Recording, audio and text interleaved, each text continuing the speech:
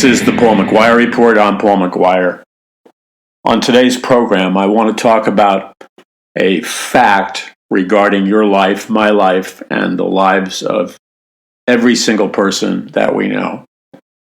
There's a scripture in the Bible which says we're just sojourners passing through this life. Now, the word sojourners is somewhat of an antiquated word.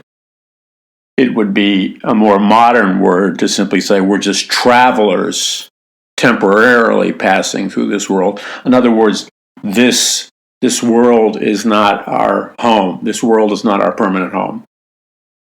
At best, we're just traveling through this reality, this world, relatively quickly. So we're sojourners passing through this world, or we're travelers passing through this world. I think of that old rock and roll song, Ghosts in the Machine. We're just ghosts in the machine, something like that. That is the lyrics. I can't remember the exact lyrics. Probably many of you know the lyrics. We're just ghosts in the machine. And there's a slight variance in the lyrics there. It referenced a similar thing, that life. The lyricist of the song was alluding to the fact that life was somewhat like living in a machine. But we, as human beings, are just ghosts, so we're inhabiting this non-human machine. And then there's another lyric by... forgot his name. I'm not going to worry about his name. Talking about living in the material world. That we're just living temporarily in the material world. That was Sting. So this idea that this world is not our permanent home, but we're just traveling through, has been expressed by countless religions, spiritual systems since the beginning of time, as well as rock and roll artists, painters whose paintings are in museums, musicians, so on and so forth. And so this idea that we're just passing through this lifetime, the reason that the Word of God teaches that, it's a reminder, or it should be a reminder, that your life is a relatively small, a relatively insignificant burst of energy and activity, and then it disappears. I'm not saying that to you to depress you. That's just the way it is. You know, that was something I had, how can I describe it? Because it was somewhat odd. I guess it's still somewhat odd, but it was odd in comparison to my childhood friends and my childhood schoolmates. What was odd, at least in comparison to them, was I was obsessed with the fact, as a very, very young boy, I'm talking about young, as far back as I can remember, thinking and reading and stuff. I'm talking about young.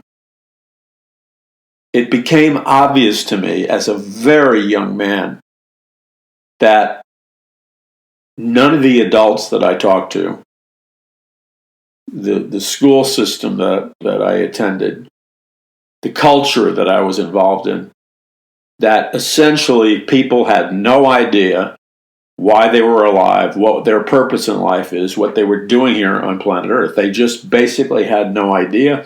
And what used to drive me absolutely out of my mind as a little kid was that they didn't care. They had no sense of inquisitiveness, no sense of curiosity. It didn't bother them that they didn't know diddly squat about why they were here. They were quite content to be, as I refer to disparagingly, zombies in the movie The Night of the Living Dead. That they were quite content.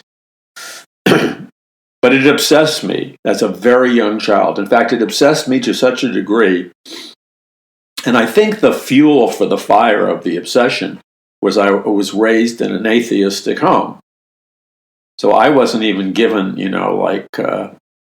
any kind of serious religious upbringing. I wasn't taught that there was a God. I wasn't taught any set of biblical instructions, either from the New Testament or the Old Testament. I wasn't taught to be a Jew. I really wasn't taught to be a Christian. I wasn't taught to be a Buddhist or a Muslim or anything. So my family was part of this avant-garde. That was the word they used to use for it. And avant-garde was a philosophical term that really goes way back to the French Revolution. Now remember, the French Revolution happened relatively shortly after the American Revolution. But the big difference between and this should be mandatory in every school and every church, period. The French Revolution was a copycat of the American Revolution. But in the French Revolution, since it was fueled by French philosophers who were crazy, I can say that the French philosophers were crazy because the French to this day are partially crazy.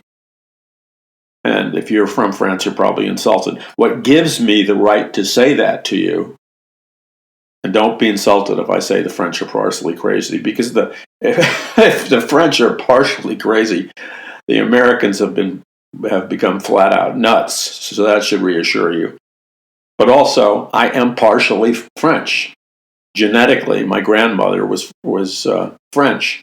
So I'm insulting my own kind, and I guess you have some kind of excuse to do that. When I say partially crazy, I mean that not necessarily in a totally bad sense. The French, as a society and a culture going back hundreds and hundreds of years, had a quest for intellectual dynamism, creativity, painting, art, philosophy, poetry, cooking. I mean, they were a very, in many respects, advanced civilization. So that's the complimentary side and the complimentary assessment I have towards the French.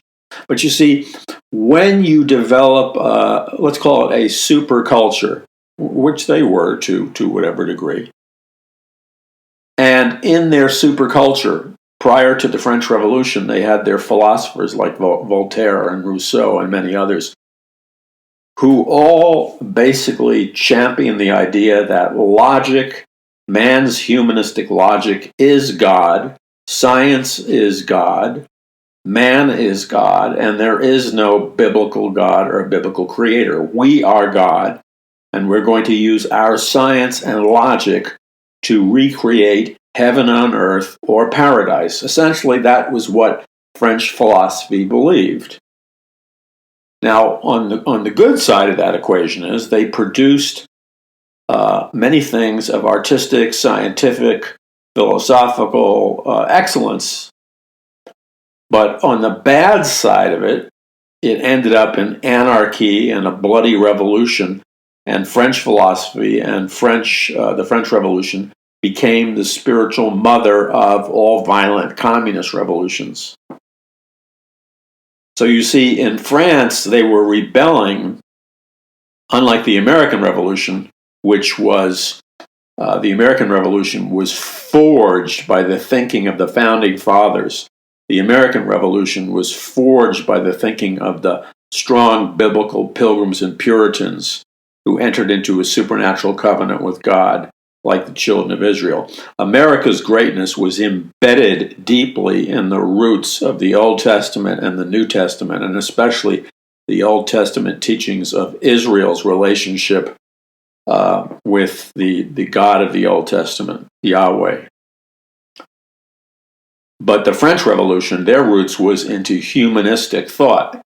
And so what would happen in the French Revolution is the people and the revolutionaries far from being empowered by God and Scripture, they were in revolt against God and Scripture. So what they did in terms of practical actions to demonstrate their hatred towards Christianity, God, the church, morals and stuff, is they would have mass orgies in the sanctuaries of the churches of Paris. They would set them on fire. They would get drunk, party, and carouse night after night. They had a woman ride atop a horse in the streets of Paris who they named the Goddess of Reason, who was topless. And they celebrated sexual promiscuity and sexual immorality as a virtue. Plus, they developed a philosophy that was antichrist in nature. But where this all led the French Revolution, by the way, was it caused the French Revolution, unlike the American Revolution, which liberated people, the French Revolution devolved into mass anarchy. They erected hundreds, if not thousands, of guillotines in Paris, and the French terrorist Robespierre beheaded all the enemies of the revolution. It was a very bloody revolution. And this was the type of revolution that gave birth, of course, to the communist, Marxist, socialist revolutions, because ideas have consequences. So this is important to know. Now, this what I just described to you, any young person who goes to a Christian high school or college or university should be able to recite to you that at a moment's notice. Because after all, the kids at the Pilgrims and Puritans were brilliant intellectually, knew all about philosophy, history, science, everything else. This dumbed down evangelical Christianity is a counterfeit of biblical Christianity. It's warped. Have you ever looked into a weird mirror that's distorted? And it's really kind of a pain because it distorts your face or your body. In other words, maybe you're in a hotel or who knows where you are, and you're trying to put on a suit or a dress or whatever, and you're trying to look decent, and you're looking at this mirror. But this mirror, you're looking at it, and have I gained weight? Because the mirror is distorted, so it makes you look fat. The mirror is distorted, so it stretches out your face. The mirror does not give you an accurate reflection of who you are, but a distorted reflection. Well, that is what contemporary Christian education is imparting to young people who need to know the truth, you see. The right now, as I said before, we are in a period of ultra super crisis. Forget about Christians, forget about evangelicals, just listen to the honest intellectuals, the honest historians, the honest economists, the honest experts in geopolitics that are alive in our culture and the world. They're all saying the same thing. America is on the path of imminent destruction if it doesn't change. Our Constitution is being systematically, there's an attempt to destroy it. This impeachment thing is a violation of the Constitution. And it sets up a precedent where anytime any group of people decide that they do not agree with or like a politician who becomes president, either a Democrat or a Republican or a Libertarian, anytime the people don't like the person who has been legally elected by we the people to become the president, precedent that is now being set up is, we can impeach him or her based on fiction and lies. Because it's not going to stop. All these liberals that are very naive and leftists that are very naive don't seem to get it. Right now, they're drooling with delight as they're intoxicated, just like that they were. This same intoxication, the same spirit of Antichrist rippled through the French culture. That's why they had orgies in the sanctuaries, and they were drunk, and they had the goddess of reason riding around topless. This giddy, false euphoric high that people get on. This has happened before, and it's going to repeat itself. So right now, it's in this giddy stage. Giddy, people are drunk with power because they're going to impeach a president, not on anything in terms of legal departure from the law. The bottom line is the deep state, the mainstream media, and an alliance of politicians have organized to initiate a coup. And that's all it is. It's a coup. It's an illegal overthrowing of the President of the United States. But the problem is, the next time there's an election, and more importantly, though, this coup is nothing more than an act of violence against we the people who legally elected a president into office to do what we wanted done. That's the name of the game. So they don't like it, and so they're in the process of initiating a coup. But what happens when they elect a president to carry out their wishes, and then all of a sudden there are organized groups of people who make up lies, use their political power illegally, and then they illegally remove, let's say, the radical left's choice for president. And they initiate a coup to remove the radical left's president. See, this creates a structure of chaos and anarchy. And it destroys America. It doesn't matter whether you're on the left or you're on the right. It's going to destroy America because then there's no reason for an elected president. You might as well just have a king. And that's where this will go, into authoritarianism, totalitarianism, with some kind of king or dictator or whatever. That's where this will go. Very, very dangerous, very, very dangerous place. And anybody you talk to who is not cognizant and aware of how dangerous a place we are in history is dangerous themselves. They are dangerous because, and I don't mean this to be unkind, I'm simply saying it, kind of like in a blunt manner, but my intentionality is not to be unkind, but their stupidity is like them functioning in a drunken state and driving on a freeway. Let me put it in very, very graphic terms. If you're driving on the freeway, let's say you're a mother. Okay, but you could be a father. I don't want to be sexist about this. Let's say you're a mother or a father, and you're driving your young kids to schools. And let's say you're driving an SUV. But let's say for whatever reason, and I don't know what the reason is, you're partially intoxicated.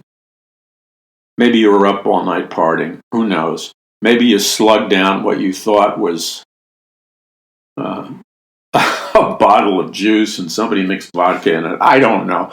Point is, you're drunk. You're smashed first thing in the morning. You couldn't legally pass a driver's test if a cop pulled you over. Okay, so in your drunken state, you're driving your kids around the freeways in an SUV, and you're making all these extremely dangerous, erratic, and irresponsible decisions. Not only are you endangering the young kids in your car and yourself, but you're endangering all the other mothers and fathers in their cars by themselves and who have their kids in the car. You're a driving death machine. It's very dangerous for you to be on the road because you could kill the people in your car or some other car.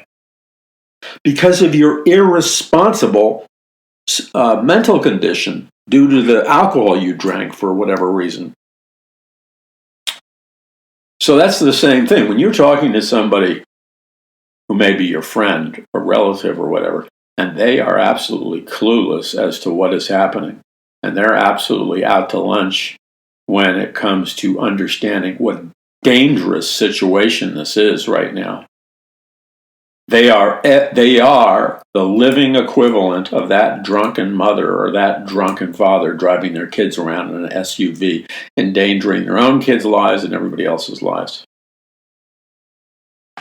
That's how serious it is. And nothing is more despicable than meeting people who call themselves evangelical Christians, who go to churches every Sunday and perceive themselves to be Christians and religious and good people, and yet they are, for all practical purposes, the drunk mother or the drunk father driving their young children around in an SUV, endangering everybody's lives. But because they're intoxicated, because they're high, they're oblivious. See, the problem is when you're stoned, intoxicated, drunk, or high, many times one of the attributes of that condition is you're not aware of what a danger you are. In the same way, when you're intoxicated on your own stupidity, you can be intoxicated on your own stupidity. It has the same effect. You don't realize that your stupidity and your lack of knowledge is endangering people's lives. Let me give you a very coherent example. This is not an attack on women, but they've determined in polls that when it comes to gun control legislation, I believe that this is the data I'm suggesting to you is still accurate.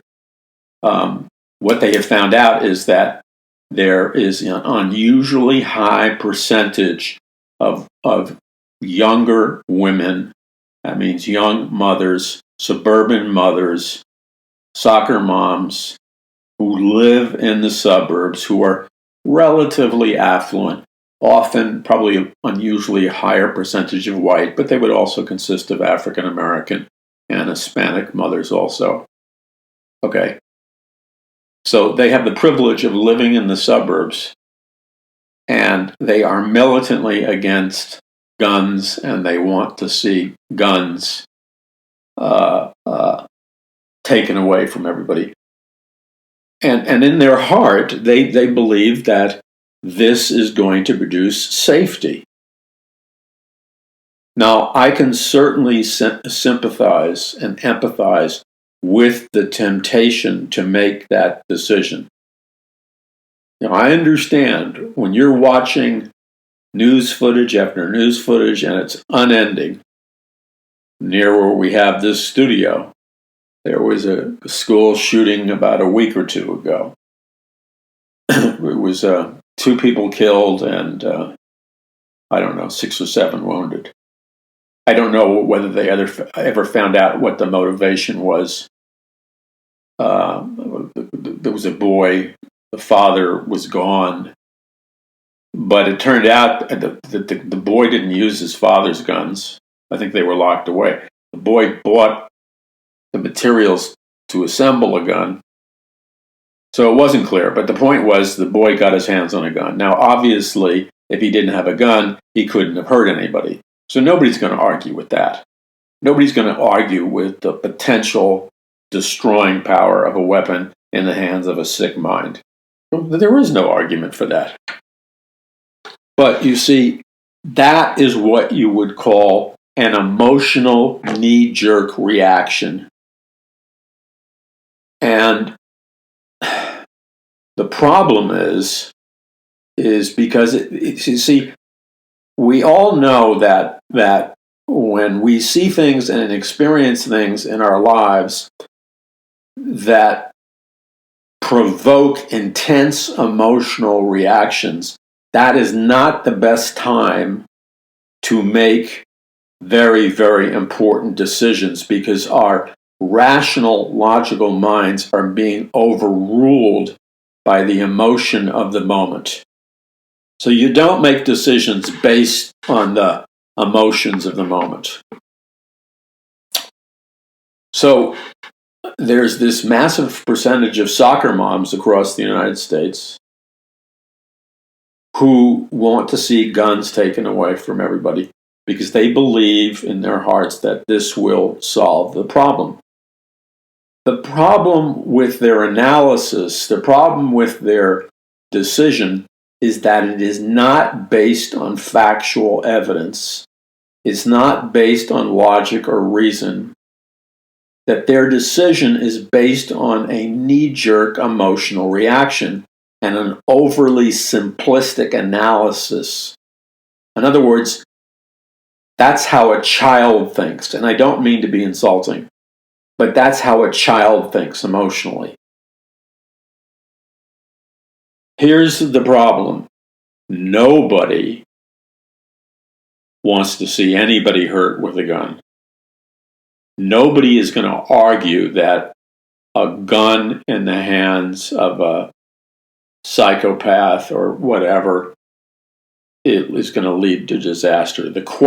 Where people don't agree is what do you do effectively that will solve the problem? And the knee-jerk reaction solutions don't solve the problem because they ignore the knee-jerk reactions, ignore historical, societal, psychological truths. So let's start with one. When you make guns illegal to law-abiding, peaceful people, you deprive law-abiding, peaceful people, including suburban mothers and others, of the right to protect themselves from a maniac on the loose who doesn't care about the law and buys guns illegally. You're ignoring that the vast majority of these people who were shooting people didn't purchase their guns legally. They buy them illegally. Whether they're young or old, they're criminals. Criminals do not give a hoot of whether or not it's legal or illegal to buy a gun. They acquire their guns illegally or they steal their guns. All right, that's very important. This kid up where we are shot some people at the local high school, but he didn't get the guns illegally. He snuck around the legal process and assembled his own guns. So that's number one. Number two is think this through. In every one of these high school campuses, synagogues, college campuses, churches, all these places where a gunman goes in, mows down people, notice that in the vast majority of these places, there are no trained armed guards. There are no trained armed school personnel. Nobody has the training. Nobody has a gun or firearms to protect the students and to protect themselves. That is a logical, objective, rational problem. If you have an environment with a lot of innocent school children or a lot of innocent people, and the criminal, whether that criminal is a young kid or older or whatever, and that criminal knows that they can go into that schoolyard, synagogue, church, or whatever, and chances are nobody's going to resist them, and that they can just mow people down without fear of being shot, that is a magnet to attract nuts to do bad things. The only way you can solve that problem is not by taking away the guns of innocent people. There has to be programs put in place where you belly up, you face reality and say, we have a certain percentage of people in our society who are basically crazy, and we need to have trained armed guards in schools and public places who are highly trained and have the weaponry necessary to defend against mass shootings. this way, I'm sorry to be explicit, but this way, when the gunman comes in, that gunman gets 1 or 2 shots off. Hopefully, that gunman doesn't kill anyone, but that gunman is shot dead before the body count begins. That's how you solve the problem. That requires taking a deep breath and being mature, thinking like an adult, and actually dealing with it, and by getting your personal prejudices out of the way and dealing with reality.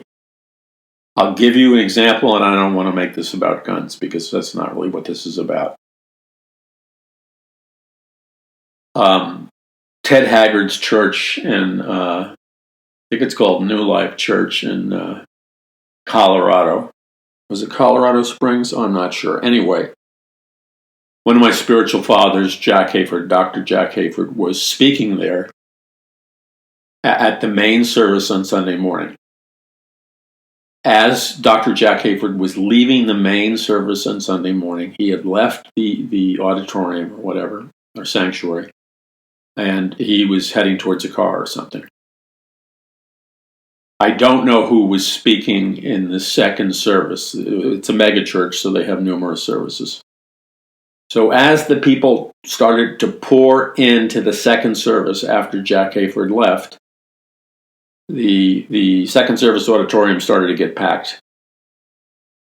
This man or young man or whatever moved through the crowd. Somehow, don't ask me how he managed to conceal an automatic assault rifle, but he did.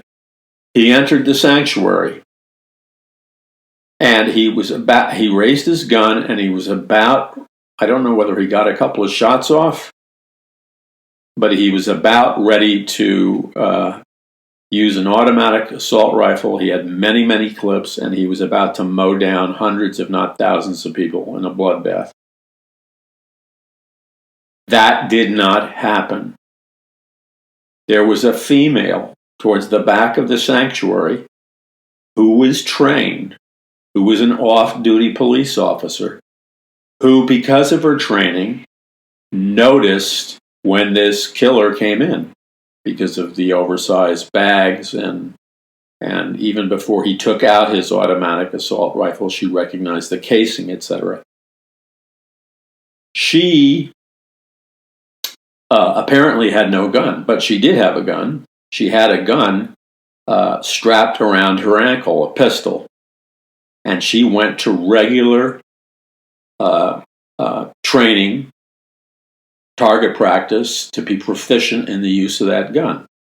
So when that killer was about to mow down several hundred, if not more, people in that church sanctuary, this off-duty female police officer pulled the gun out of the ankles, whatever you call the ankle strap or whatever that the gun was in. And as an expert marksman, she shot and either mortally wounded him or killed him. And he dropped dead, and he was unable of slaughtering innocent people.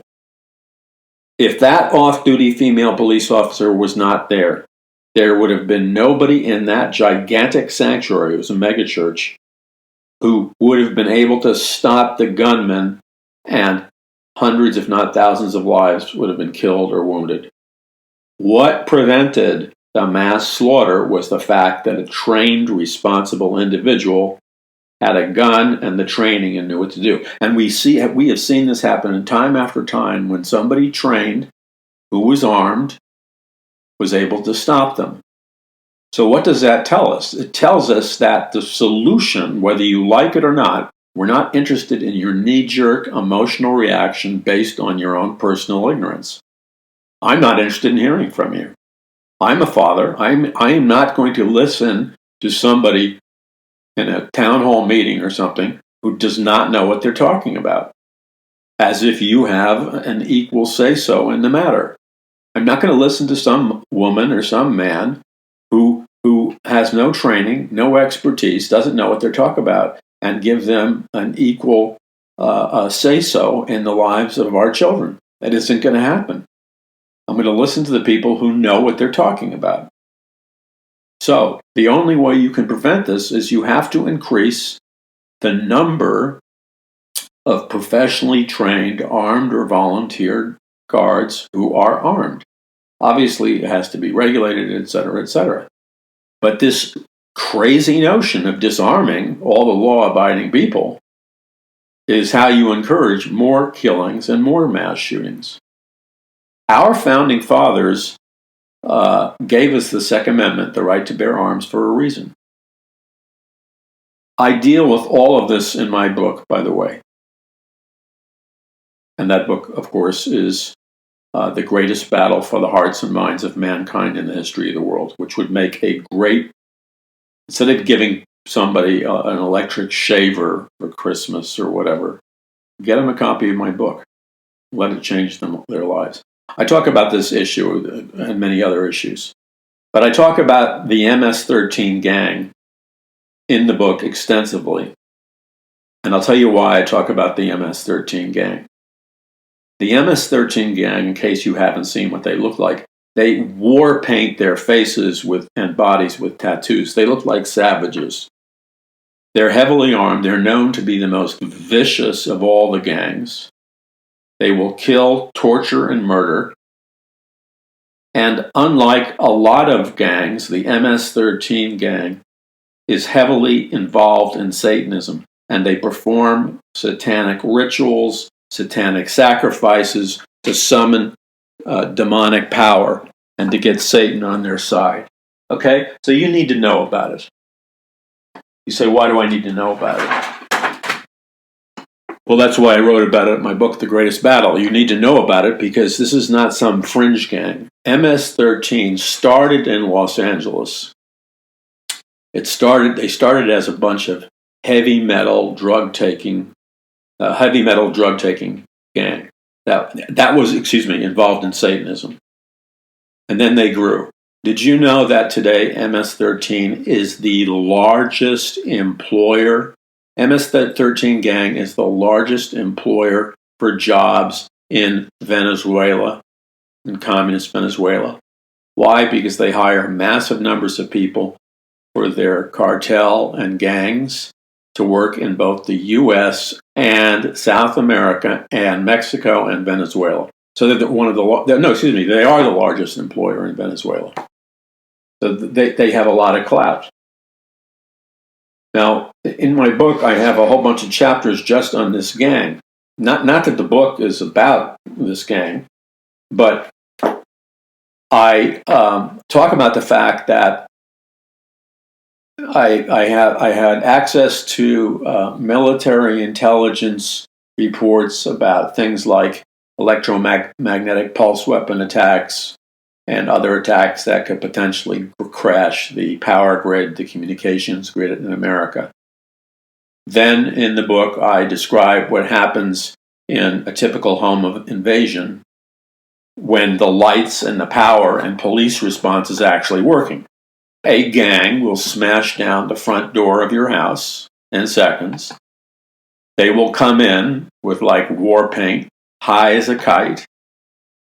They look like demons. They're heavily armed with automatic weapons, and I think they're demon possessed. They smash through the door of your house. Doesn't matter how much, to the suburban housewives. Hello. It doesn't matter if you have an alarm system. They'll cut the alarm system, and plus they can get in and out and do their dirty work long before the police can get there. I will not describe to you that when they come to the door of their house, the MS-13 gang will do the unspeakable, the most ungodly things to you. They will do to you, your daughters, your sons, your children, and your husband, if they happen to be home, and yes, they will do it to you in front of everybody. The most unspeakable things. And then they'll leave you alive, or maybe they'll let you just die in agony. After doing the unspeakable to you, they will take anything of value out of your house, and everything they do is done sadistically, and they enjoy the worst suffering, violence, and the destroying of all purity. Have I made myself clear? That's what you're dealing with. Why? Because this is a gang which is involved in open Satan worship. So on page 153 of my book, The Greatest Battle, page 151, here's a subtitle: 18 drug-fueled days of terror, sexual assault, and satanic murder. The whole book is not this heavy, but it's a true story about MS-13. It's a true story reported by a Houston, Texas television station about how MS-13 gang members abducted a woman for 18 days and they tortured her, sexually abused her. Abused her is not a strong enough word. They sexually abused her, tortured her, and finally killed her after 18 days of assaulting her while they were in some kind of satanic demonic high. Now remember, MS-13 is the gang that was started with the 18th Street gangs in inner Los Angeles. And today, they employ 60,000 Salvadorians, making them the largest employer in the nation of El Salvador. Now, I want to read you something I have in the book. The FBI did a national gang harassment assessment report, and in that report, they stated that 1.4 million Americans are still wearing the colors. So when somebody's wearing the colors, whether it's black or red or whatever, that's the uniform of a gang member. So when you see people, and if you know how to recognize it, you'll see people in 7-Elevens, gas stations, shopping malls, et cetera, all the time, wearing gang colors. If somebody's wearing gang colors, that's the equivalent of a soldier wearing a uniform. They're telling you they're gang members. So you have 1.4 million people in America wearing the uniform of a gang member. That's a gang. That's an army. And there are 33,000 different gangs in operation right now all across the United States of America. So I'm not going to get into this gang thing anymore, except to say this.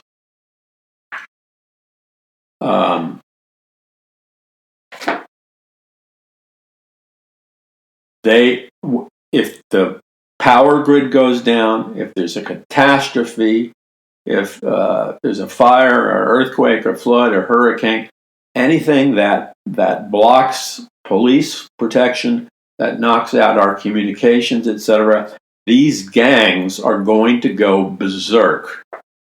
That's what I'm trying to point out in the book. They're going to go berserk because there will be no restraint on them. So in another subchapter from my book, The Greatest Battle, it's entitled, When Ultra-Violent Gangs Invade the Clueless Suburbs. I didn't write this to be mean to housewives in the suburbs. I'm using the words, when ultra-violent gangs invade the clueless suburbs. My motivation is love, and it's my way of saying, wake up. I care about you. I don't want to see you and your children slaughtered after being tortured and the unspeakable happening to you. I'm trying to get your attention by doing this program, by writing these books. I'm trying to get your attention because I want to help save your life. I'm not trying to insult you. I'm trying to grab your attention, which means I have to confront you because you're kind of sedated and you don't know the facts. And you're walking around, there's nothing worse than a person who's walking around in a daze thinking that they're safe when there's threats all around them. So, when the system crashes, it can be an economic crash, a military thing, a natural catastrophe, any number of things can crash down the system. These gangs know that. And the first thing these gangs do is they move very quickly. When there's a catastrophe, when the system goes down, they move out of the ghettos as fast as they can, and they go into the suburbs, the rural neighborhoods, the middle class neighborhoods, the working class neighborhoods where people work hard to have their own houses, and they invade. But they invade violently. So you need to be prepared for this. You need to be prepared for this. I'm not speaking of irrationality here. In chapter 15 of my book, I have two subtitles. One is called The Wild, Wild West. I want to read, it's a short paragraph. I want to read it to you.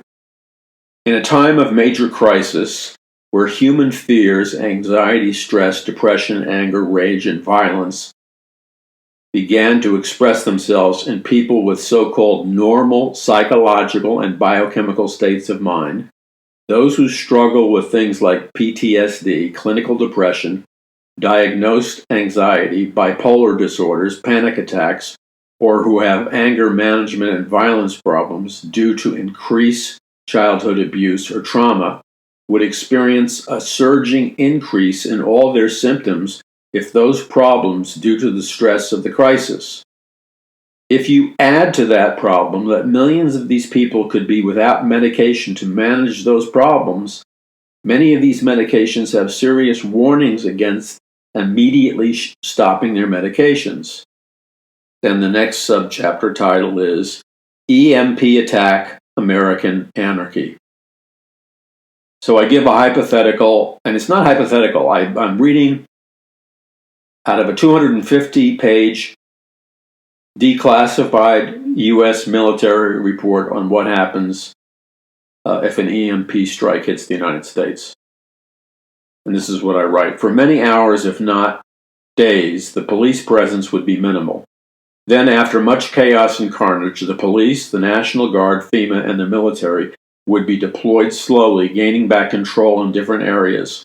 National drugstores would have been broken into and looted. The countless millions of people who rely and need regular refills of legal medical drugs would have run out of their prescriptions. A large percentage of these prescriptions are medications that deal with anxiety, depression, bipolar, and other biochemical and psychological disorders. And then I go into how when the power grid crashes, one of the most similar comparisons occurred in what was called the Great New York City Blackout of 1970. So on July 13th, 1977, there was what was called the Great New York City Blackout. Now, as I often say to you, the Holy Spirit leads my research. I'm going to share with you one of a number of endless supernatural coincidences that have happened to me in my life. So, of all places on planet Earth, 40 years before I wrote this book, The Greatest Battle for the Hearts and Minds of Mankind in the History of the World, where was Paul McGuire 40-something years ago?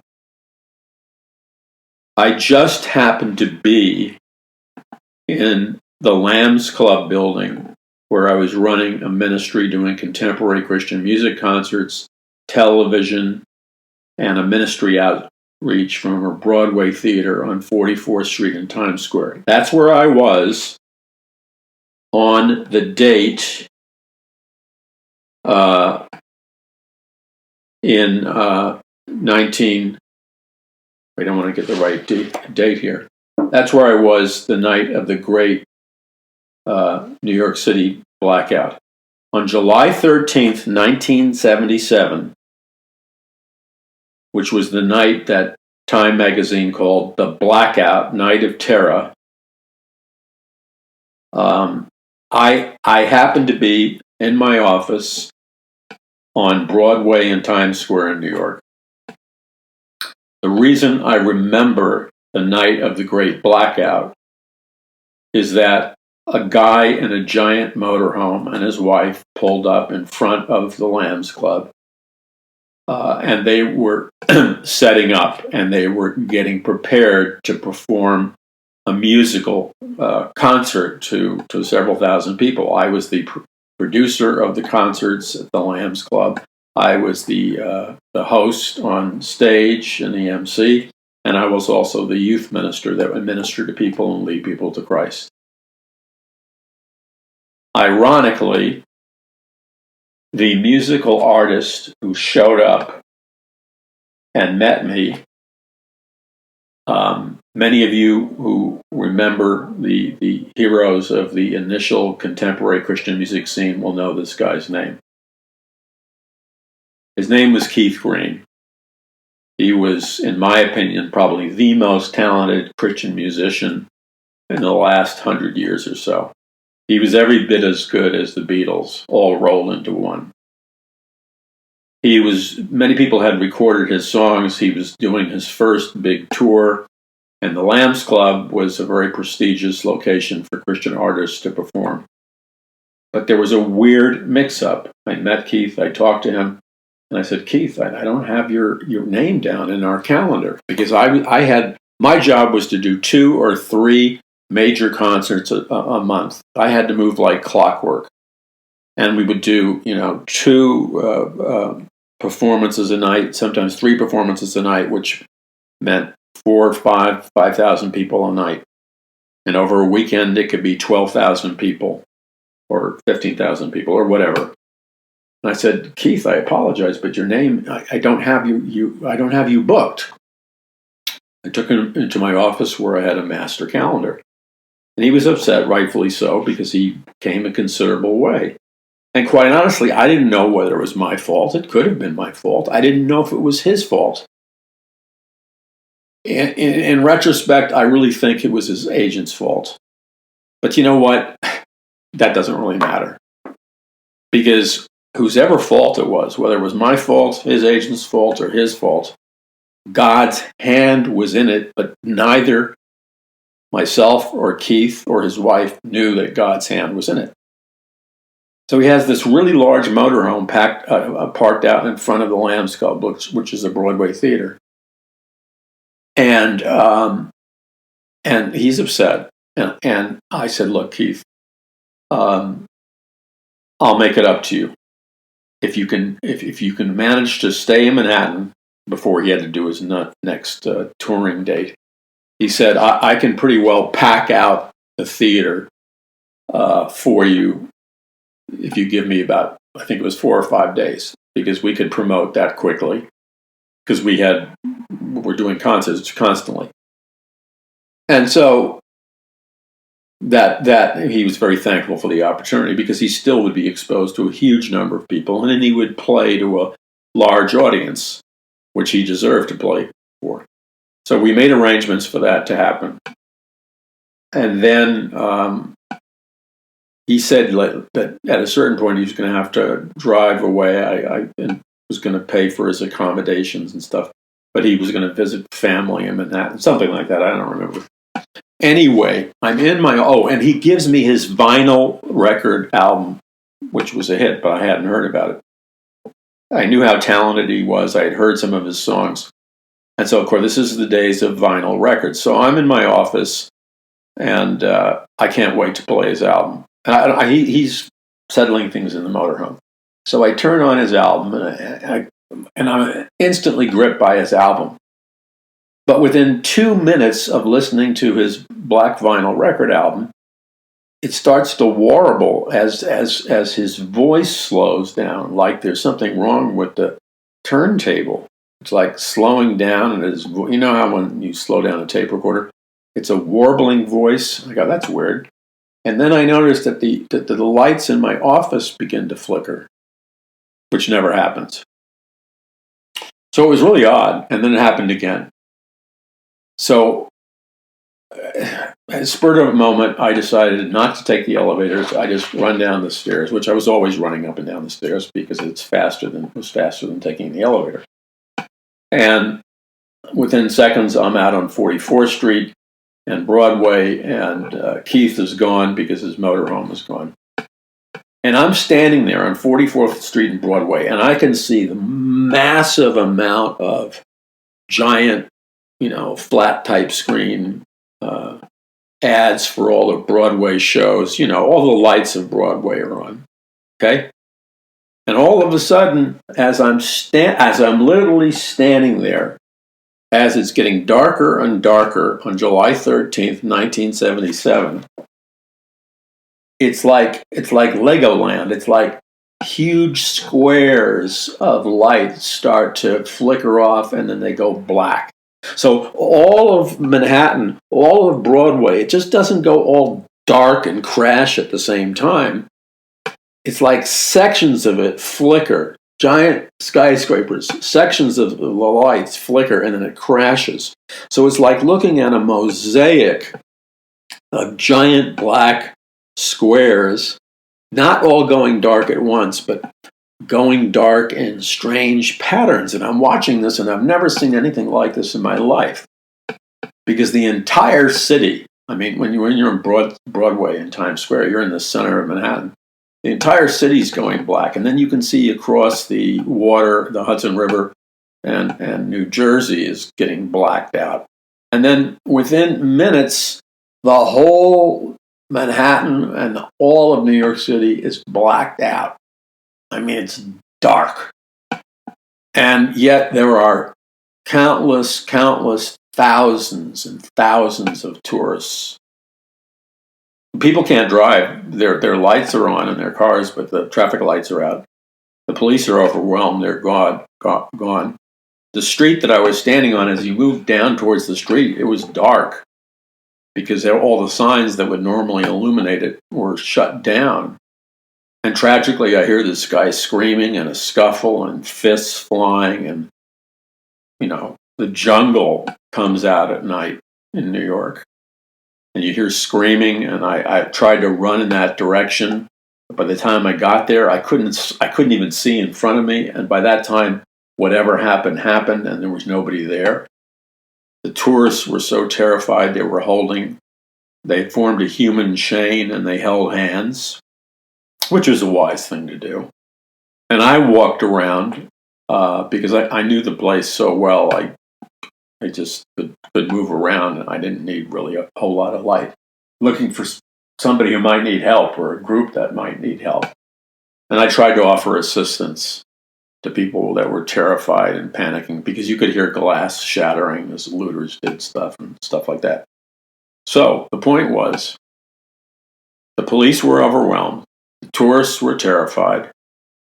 If the concert with Keith Green had gone ahead, we would have had thousands of people stuck in an auditorium. He would not have been able to play. There would have been no power. And all these poor, I don't mean economically poor, but people who would travel a long way to hear a concert, taking cars, buses, and subways, they would have been stranded on Broadway and Times Square with no way to get home. We would have had to put them up over the night till the power got back. It would have been a disaster, and many of them could have been physically harmed or mugged or whatever. So had the concert with Keith Green actually gone forward, it would have been a nightmare. So it was God's grace, his supernatural intervention, that caused the mix-up.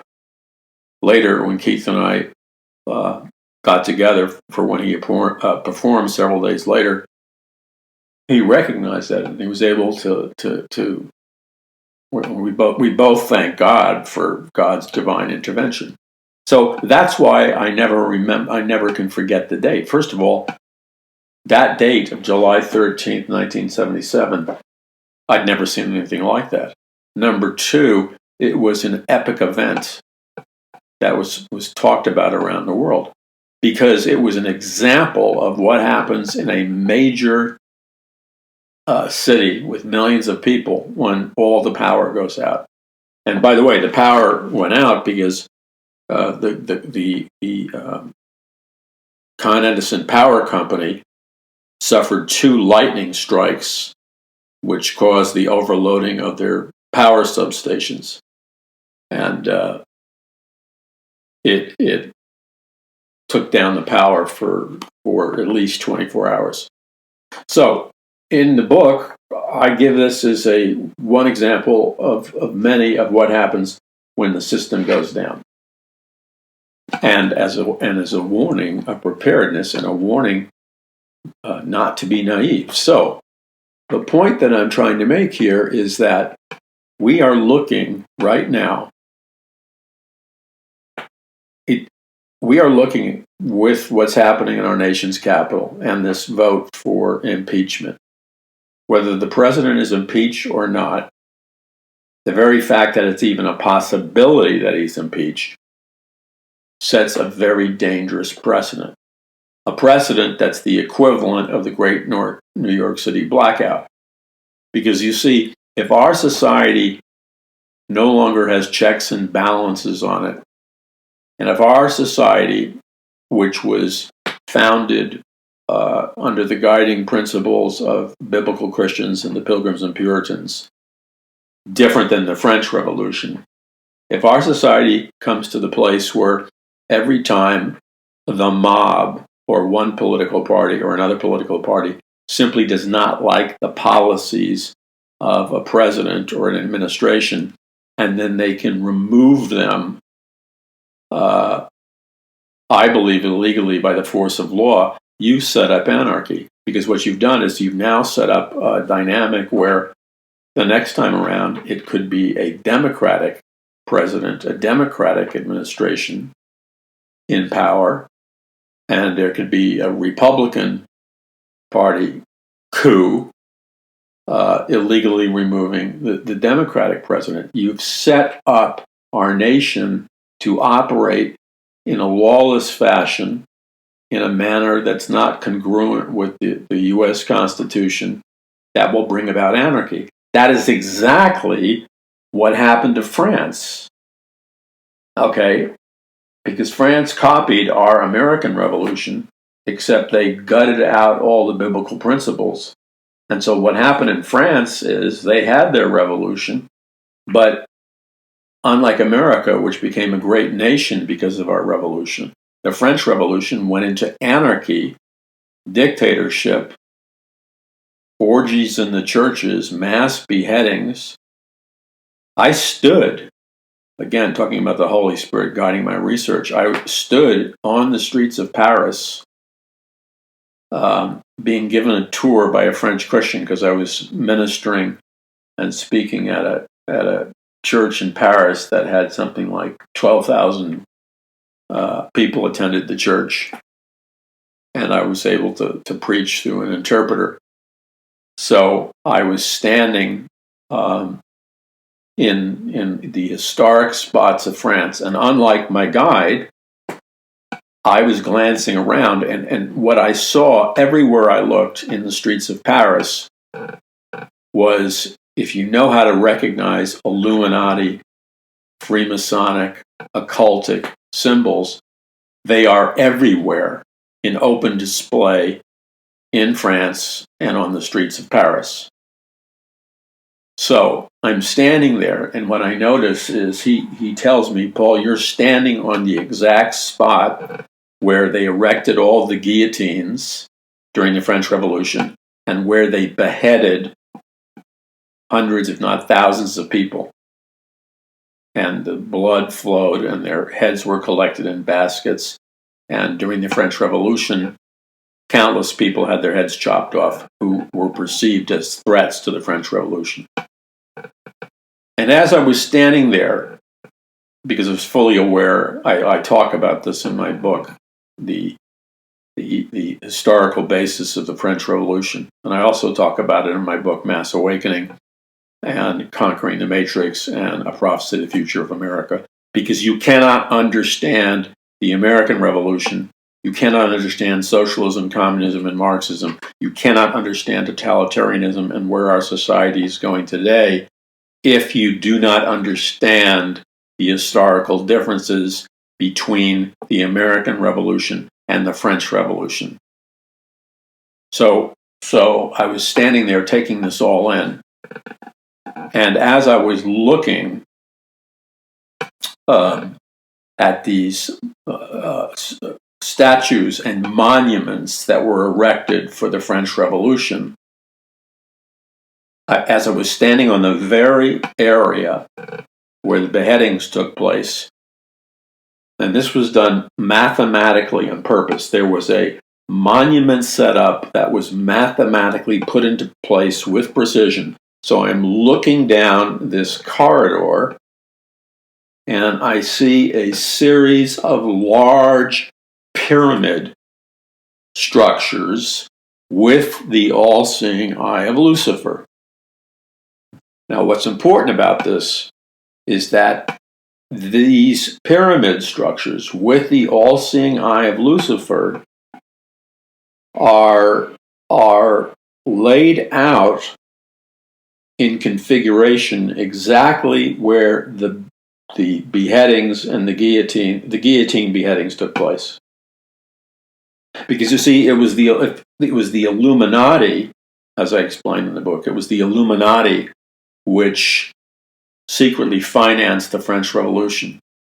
And whoever created this monument, the people that participated in the mass beheadings in the French Revolution did so as a blood sacrifice satanic ritual in which they were worshiping Lucifer through the beheading of countless thousands of people. And as a monument to the satanic beheadings or human sacrifice, they have this series of pyramidal shaped structures with the all-seeing eye of Lucifer. None of this is an accident. It's a tribute to Lucifer. It's a tribute to Lucifer. So what does this have to do with where we are?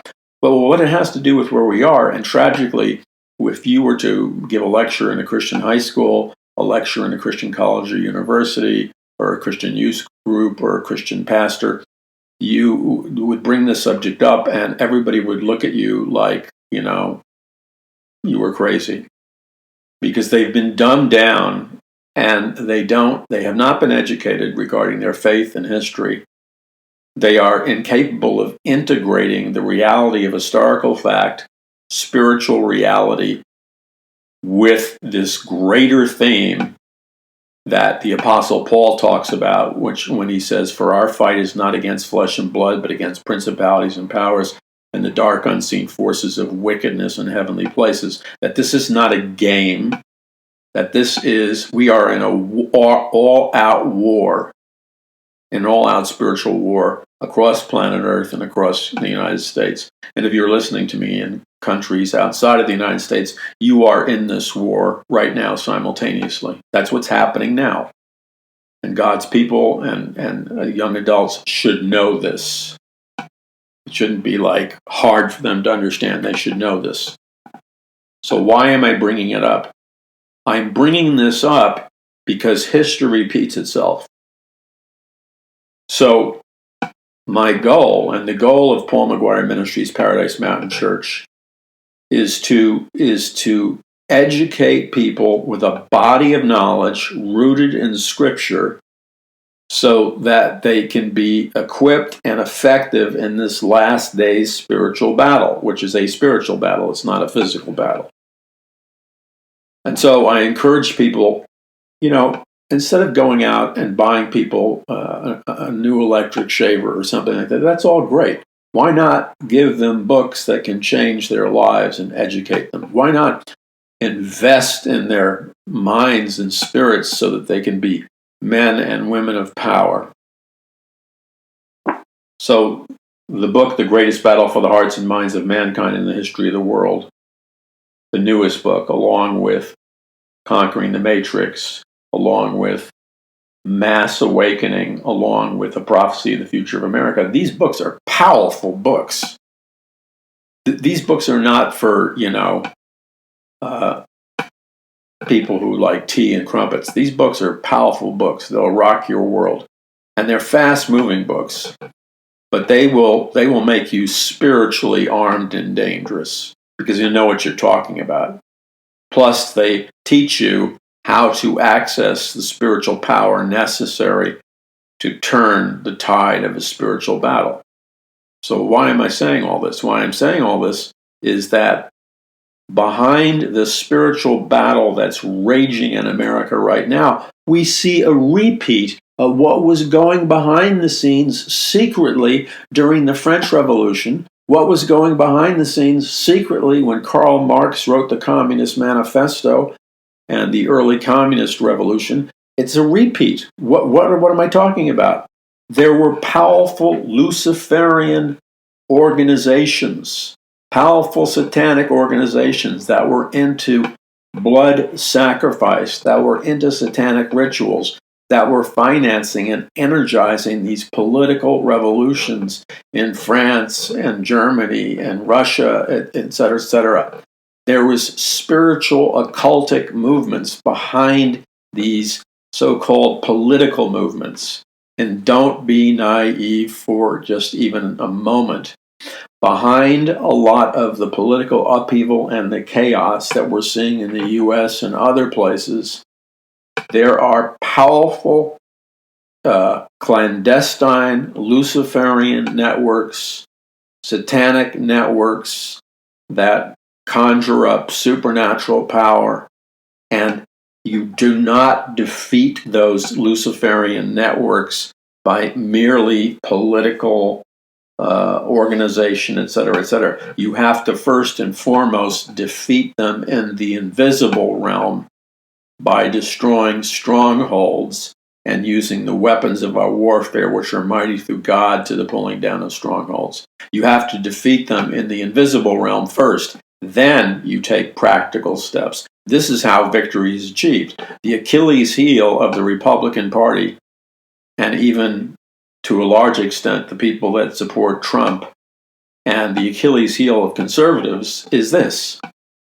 And it's one of the primary themes of my book, The Greatest Battle. It comes from Dr. Francis Schaeffer, where he said, conservatism or republicanism is not a sufficiently powerful enough philosophy to defeat communism or Marxism, etc. He said you need a worldview which incorporates the supernatural, which is what biblical Christianity does, to confront the satanic Luciferian worldview that is secretly behind communism, Marxism, and political movements like that. What Schaeffer was saying, what I'm trying to say in this book, is that the fight is not just against politicians or this political personality you don't like.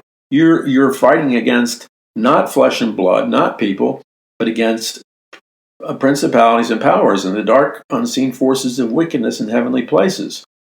This is a titanic struggle in which the primary battle is in the invisible realm or the spiritual world. And therefore, you are called by God to be effective in being victorious and winning that battle, both in the practical, logical, physical world, but also in the supernatural world. Both are necessary. But unless you're educated, unless you're equipped in being victorious in both of these arenas, you are not going to succeed. So here we are in America. The clock is ticking. In fact, on the back cover of my book, The Greatest Battle for the Hearts and Minds of Mankind in History of the World, you'll see a picture of me standing under a very famous clock in Grand Central Station. And the time on the clock was really providential, because we walked up to this thing shooting a picture, and the time on the clock says everything I really want to say about where we are in the timetable. So, was this message sober? Yeah, it was sober, but it's truthful. It's like, again, I'm not picking on suburban housewives. I'm simply saying that suburban housewives and a lot of suburban men, or people, not just people in the suburbs, they have a very naive worldview because they've been insulated from reality, because They have not been exposed to history. So they kind of have like a John Lennon philosophy towards life. Imagine there's no heaven, blah, blah, blah, blah, blah, blah, blah. They don't realize that there are very bad, bad people that will do anything if they break down your door. And you can't sit there sucking your thumb. And you can't hope that the police are going to save you if the system crashes. You've got to deal with reality. Hiding your head in the sand isn't going to do it. If you love someone, you're going to speak the truth to them, even if that means shaking them up, because you see, true love confronts. If I say I love you, but I won't risk confronting you, then I don't love you. I'm just a fraud.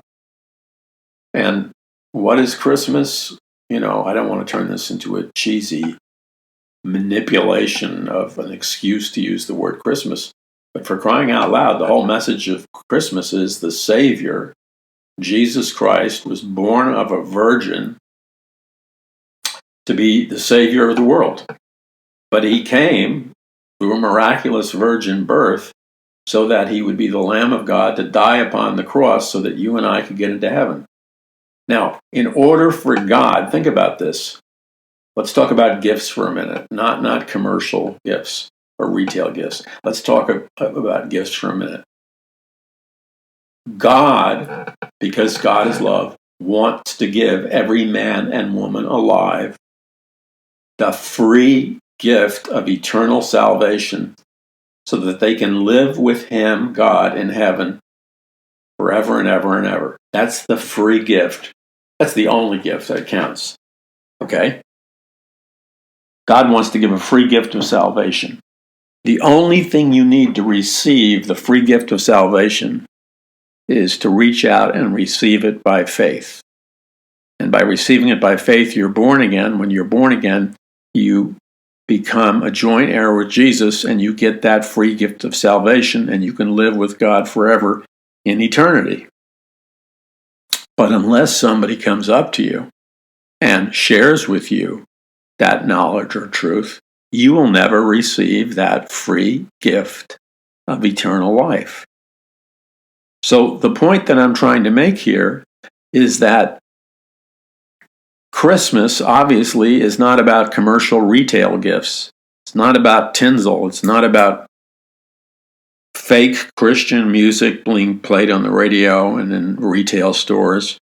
I walked into, I know these guys. It's an office supply store. They know me. I've been shopping there for 10 years for the ministry. And they had a gigantic sign that said joy, okay, hanging from the ceiling. If I name the name of the retailer, you would all know the name of this retailer. And I laughed at the manager and the other guys because they know me. And I said, okay. So I said, I have the kind of relationship with them that I can say these things. So I said, all right, so you've got a giant sign that says joy hanging in the middle of your store. So I said, well, what does that mean to me or anybody else that walks through the door? How is this going to help your sales? Joy for what? Why should I be joyous?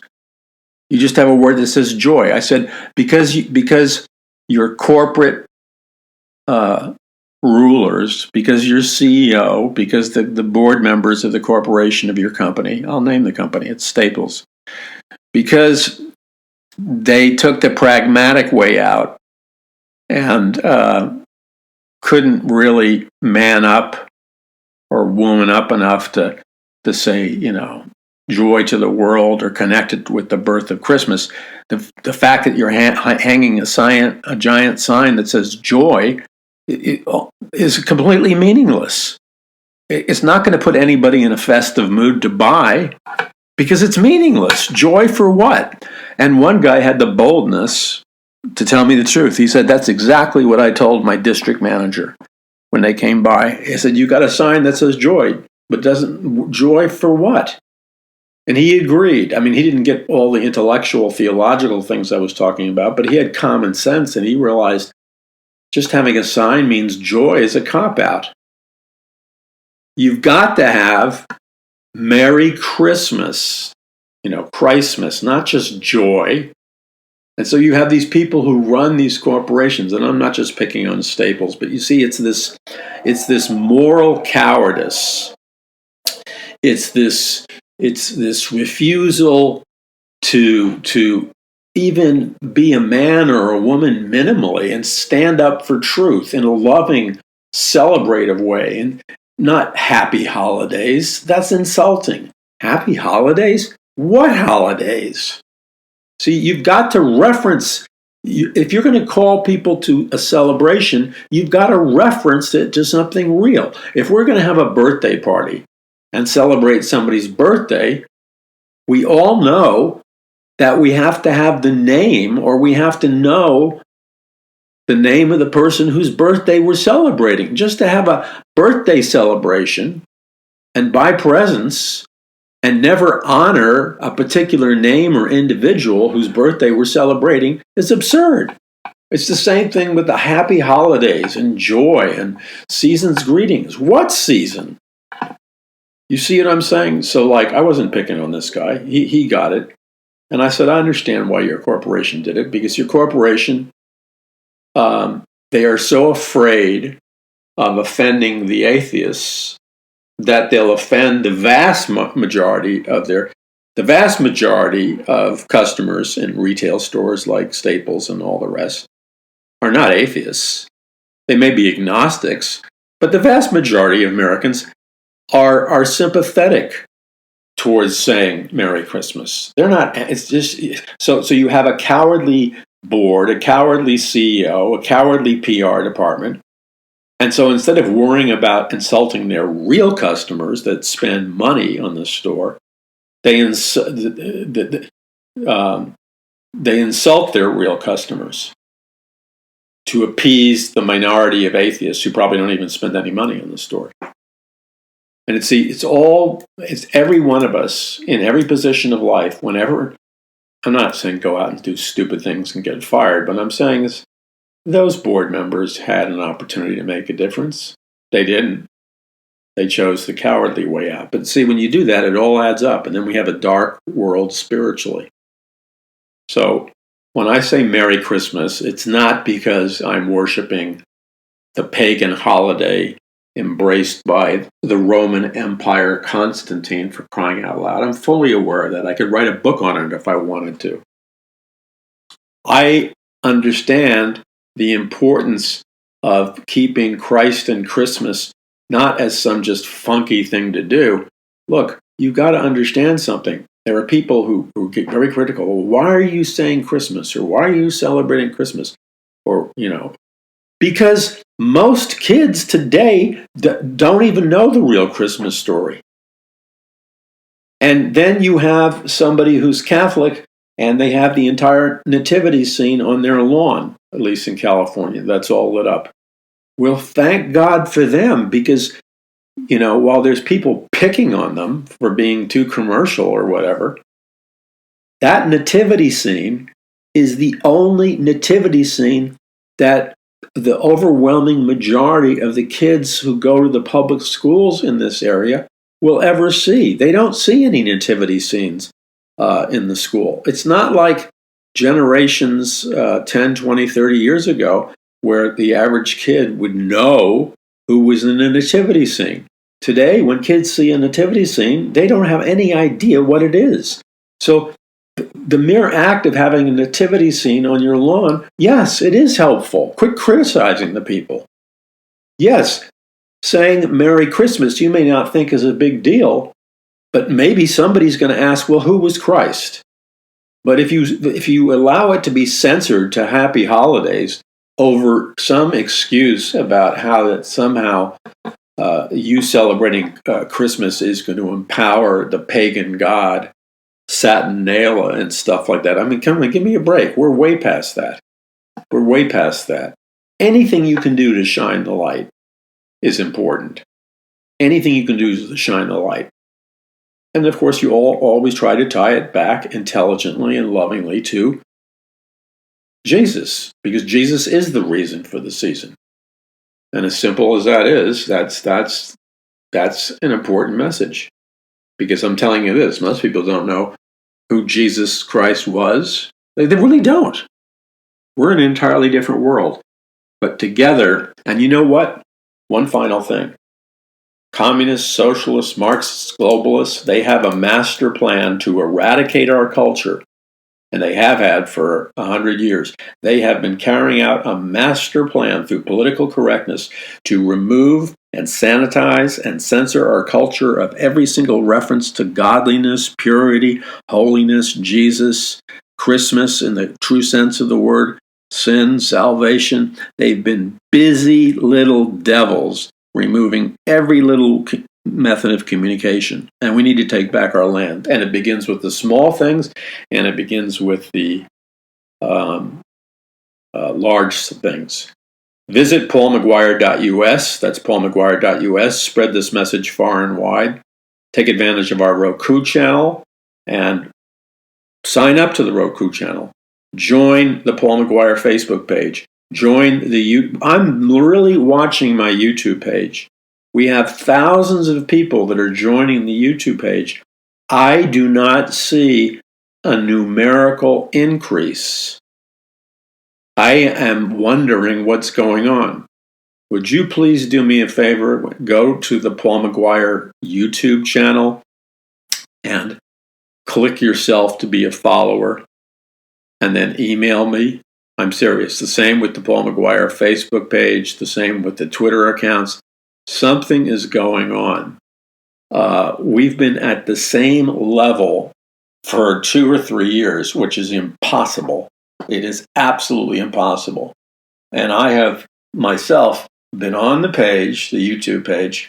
I've seen it go up 5,000 people. I come back 2 days later and it's negative 8,000 people.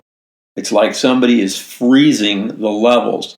The only way I can find out the truth is if you will become a follower or a viewer of the YouTube and all the other social media, and then tell me after you join, does it go up? Did it go up a person? Or is it going down? Or is it saying the same? Because if it's saying the same, it's rigged.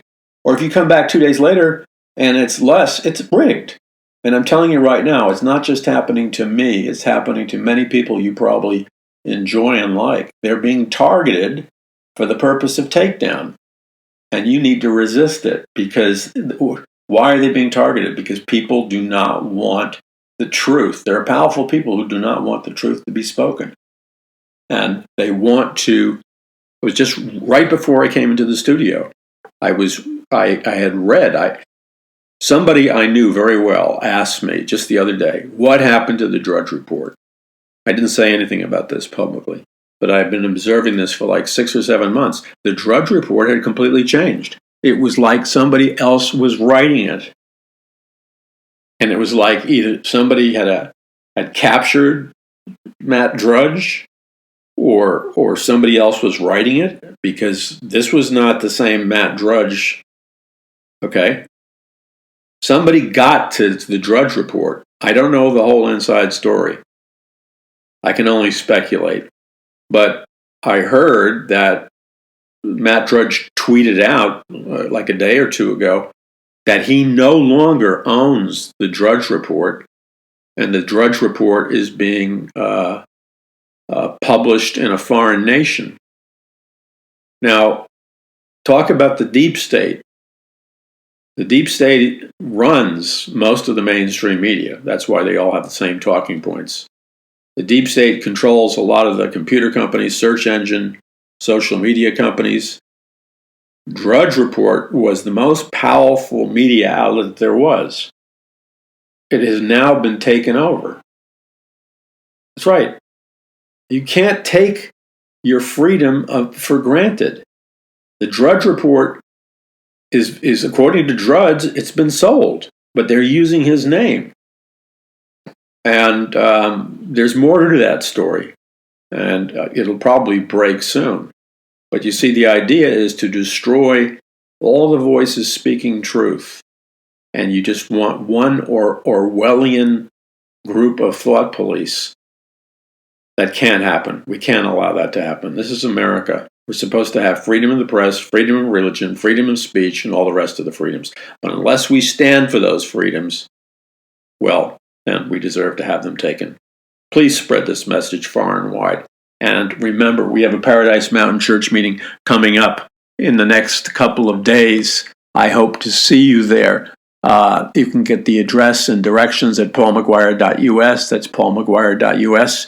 We have books for you at paulmcguire.us. We have so many free videos and free articles and the Roku Channel and all kinds of stuff. Hundreds of hours of Paul McGuire archives. Take advantage of it at paulmcguire.us. God bless you. Please keep us in prayer and seek the Lord and say, Lord, how can I help Paul McGuire Ministries and Paradise Mountain Church? And then whatever God puts on your heart to give in terms of a financial donation and contribution, we thank you for your obedience ahead of time. Praise God. I thank God for every one of you that love the Lord Jesus Christ and that partner with us in your prayer and in any other way. God bless you. This is your brother in Christ, Paul McGuire.